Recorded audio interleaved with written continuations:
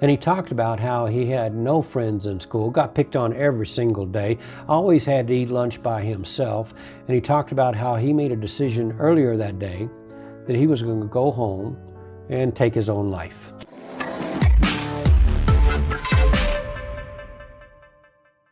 Why, hello everybody, and welcome back to Stepping Stones to Your Success. This is Garland, and tonight we're going to go into fundamental natural law number 38, which is never underestimate the power of your actions. One kind gesture can change a person's life. So let me tell you a quick story about Daryl. Imagine, if you will, back in the day when middle schools were known as junior high schools. I was walking home on a Friday afternoon, and I noticed there's a boy up in front of me. He must have been carrying every book that he owned because he was double loaded in both arms. And I dismissed him as being some kind of brainiac, some kind of nerd, because I know that wasn't the kind of weekend I was planning. Weekend I was planning is fun and football with my friends. So I watched these three big boys come right in the corner, and they ran smack dab into this kid. Glasses went flying one way, books went flying the other. He landed face first in the dirt.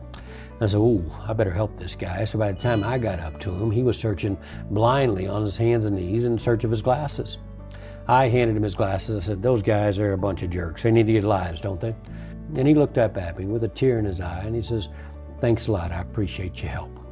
I said, well, let me help you some more. And I grabbed half his books, and we walked on down the road. And I said, my name's Garland. What's your name? And he says, well, my name is Daryl.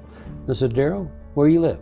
He says, well, I live on Bryce Drive. Well, I live on Bryce Drive too. The more we walked, the more we talked, the more I realized he wasn't a nerd at all. He's actually a pretty cool kid. I invited him to play football with us that weekend. He's a good football player as well. Well, Monday come, and I'm walking back to school, and who do I see up in front of me? None other than Daryl. And he's carrying all those books again. So I ran up to him and I says, Daryl, you're gonna get all kinds of muscles carrying these books every place you go. And he just laughed and gave me half his books. We walked on to school, and over the next 4 years, we became friends. Matter of fact, we became best friends. And truth be known, I was a little jealous of Daryl going up through high school because he actually had more girlfriends than I did. But on the day we graduated black belt together, I wasn't jealous at all because he got picked as the number one guy, and the number one guy had to give a speech. And I watched on that day, I could tell Daryl was sweating bullets. That means he was really nervous. And I slapped him on the back and I said, don't worry, Daryl, you're gonna be just fine. And he gave me that look again. He says, I appreciate that. And I watched Daryl as he got up in front of the podium in front of, oh my goodness, probably about 1,000 folks. And he cleared his voice and he says, you know, when you make it to black belt, that's a time to show an attitude of gratitude, he says. Now, you need to be grateful and thankful to all the people that helped you, you know, like your instructor who showed you all the secret ninja black belt stuff. We need to be thankful to our families who took us to karate for 2 days a week for what seems like forever. But I'm here to say, most of all, you need to be thankful to your friends, your close friends, because they're the ones that help you through your darkest hour. And then to my surprise, he says, I want to tell you a story. I want to tell you my story. And then Daryl talked about the very first day that he and I met. He recalled more details than I could ever remember. And he talked about how he had no friends in school, got picked on every single day, always had to eat lunch by himself. And he talked about how he made a decision earlier that day that he was going to go home and take his own life. He talked about how he cleared out his locker and was carrying all his books home, so his parents wouldn't have to do that later. But then he said, luckily, I found a friend. And because of the kindness of my new friend, I changed my mind, and I'm still here with you today as a result.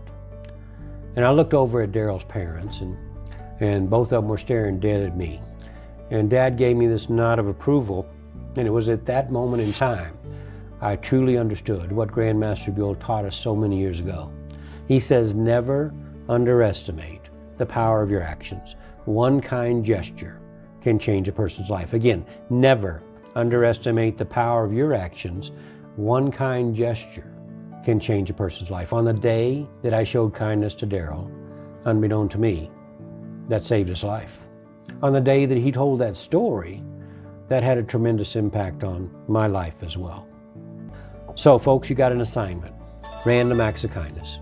The assignment's pretty simple. After you get done watching this video sometime today, you got to be nice to 7 people.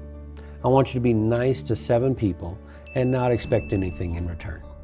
So that brings us back full circle on fundamental natural law number 38, which is never underestimate the power of your actions. One kind gesture can change a person's life. Have a wonderful rest of your evening. All the best to your family, and we'll be back to you real soon.